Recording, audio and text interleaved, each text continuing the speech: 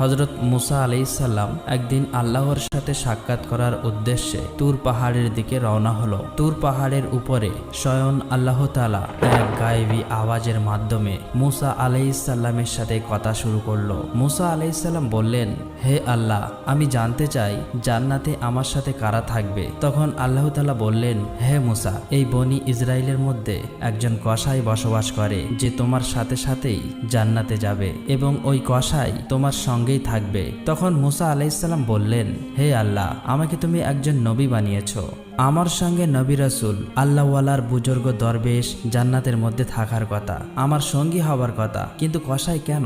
আল্লাহ রাব্বুল আলামিন, দয়া করে আপনি আমাকে সেই কসাইয়ের ঠিকানা বলুন, আমি যাতে দেখে আসতে পারি সে কি এমন আমল করে যে আমলের কারণে সে আমার সাথে জান্নাতে প্রবেশ করবে এবং আমার সঙ্গে জান্নাতের সঙ্গী হবে। তখন